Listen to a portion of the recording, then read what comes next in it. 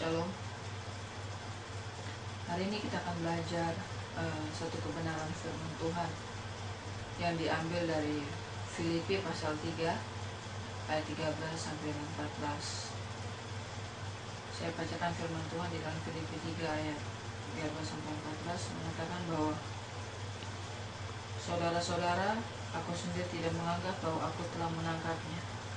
Tetapi ini yang kulakukan, aku melupakan apa yang di belakangku dan mengarahkan diri kepada apa yang di hadapanku, dan berlari-lari kepada tujuan untuk memperoleh hadiah, yaitu panggilan surgawi dari Allah dalam Kristus Yesus. Di sini saya akan memberikan satu judul firman Tuhan, yaitu tertuju kepada Allah. Kenapa? Hari-hari ini kita melihat bahwa iblis sedang gencar-gencarnya. Iblis sedang berusaha dengan sekuat tenaga untuk menarik banyak anak-anak Tuhan keluar dari rencana Allah, keluar dari tujuan Allah, keluar dari panggilan mereka. Supaya apa? Supaya mereka, pertama, mereka tidak menjadi pemenang. Yang kedua, mereka akan menjadi orang yang gagal. Itu yang sedang iblis buat hari-hari ini. Dan gereja Tuhan, iblis sedang lepaskan panah kepada setiap gereja, kepada setiap umat Tuhan. Kita mau melihat bagaimana cara iblis untuk menarik mereka keluar dari setiap destiny, dari setiap panggilan, dari setiap rencana, dari setiap tujuan Allah akan setiap umat Tuhan. Pertama yang iblis buat adalah masa lalu. Iblis sedang berusaha ketika dia melepaskan panah kepada umat Tuhan. Untuk apa? Melihat masa lalu. Apa aja yang ada dalam masa lalu? Kepahitan, kekecewaan, kebencian, jalan tertutup, kecewa, putus asa, sakit penyakit, dan lain-lain. Itu yang sedang iblis buat hari-hari ini. Bahkan tawaran-tawaran dunia pun sedang iblis lepaskan itu kepada setiap anak-anak Tuhan. Pergaulan, lingkungan. Ya, kita melihat bahwa hari-hari ini di luar sana, kalau kita mau melihat, sungguh mengerikan. Sangat-sangat mengerikan. Perpecahan dalam keluarga. Anak-anak frustrasi dengan orang tua. Orang tua pun demikian. Sangat-sangat mengerikan. Ini adalah merupakan ciri iblis, di mana iblis sedang bekerja. Tapi saya mau katakan bahwa kita sebagai umat Tuhan harus memiliki ide, harus memiliki cara yang lebih dari apa yang sedang iblis buat. Apa? Cara seperti apa yang harus kita lakukan untuk kita membungkam pekerjaan setan? Cara pertama, kita akan buka di dalam Mazmur pasal yang 42.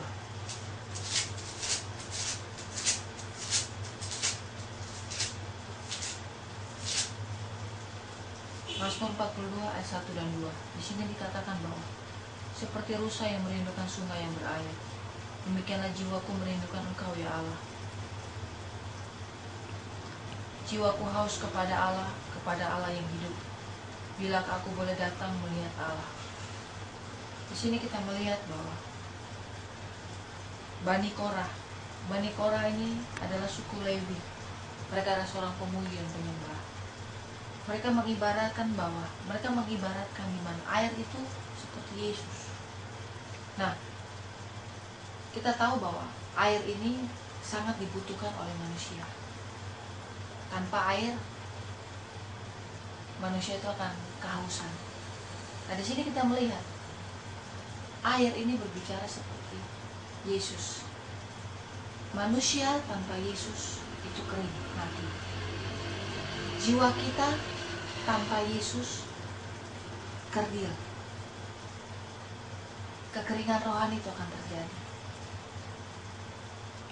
Kalau kekeringan itu sudah mulai terjadi, kehampaan itu mulai terjadi. Berarti apa? Itu warning bagi kita. Warning bagi kehidupan kekristenan kita. Kita harus memperbaharui kembali. Untuk kita terus memiliki gairah dengan Tuhan. Nggak ada cara lain. Kita harus intim dengan Tuhan. Kenapa saya katakan intim? Tanpa keintiman, kita tidak mungkin bisa menghadapi keadaan dunia sekarang ini.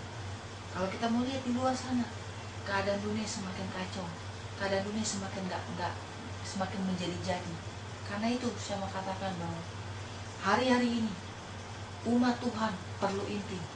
Hari-hari ini harus banyak kita cari Tuhan. Karena tanpa Tuhan kita tidak sanggup. Tanpa Tuhan kita tidak mampu menghadapi hidup ini. Karena itu saya mau katakan, firman Tuhan jelas mengatakan, carilah dahulu kerajaan Allah dan kebenaran, maka semuanya akan ditambahkan kepadamu. Artinya apa? Hari-hari ini kita perlu cari Tuhan. Cari yang punya berkat. Cari yang punya pelayanan. Banyak orang hari ini sibuk dengan pelayanan, sibuk menyibukkan diri. Tapi dengar, bukan itu yang menjadi jawaban. Jawaban hanya apa? Hanya ada di dalam Tuhan. Itu yang pertama. Yang kedua, bagaimana cara kita supaya kita bisa membungkam segala pekerjaan iblis? Yang kedua adalah apa? Kita harus mengerti strategi. Apa tujuannya? Tujuannya adalah untuk kita melumpuhkan musuh. Kita perlu strategi. Strategi yang seperti apa? Supaya musuh-musuh yang kita hadapi itu bisa takut. Kita harus memakai strategi Allah. Kita buka di dalam firman Tuhan di dalam Mazmur 1 ayat 2 dan 3. Tetapi yang kesukaannya ialah Taurat Tuhan, yang merenungkan Taurat itu siang dan malam.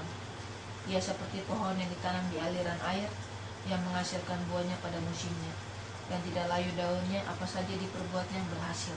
Haleluya. Di sini dikatakan, tetapi yang kesukaannya ialah Taurat Tuhan, yang merenungkan Taurat itu siang dan malam. Apa artinya? Untuk kita mengerti strategi, kita perlu yang namanya keintiman. Untuk kita mengerti strategi, kita perlu yang namanya apa? Bergaul dengan firman Tuhan.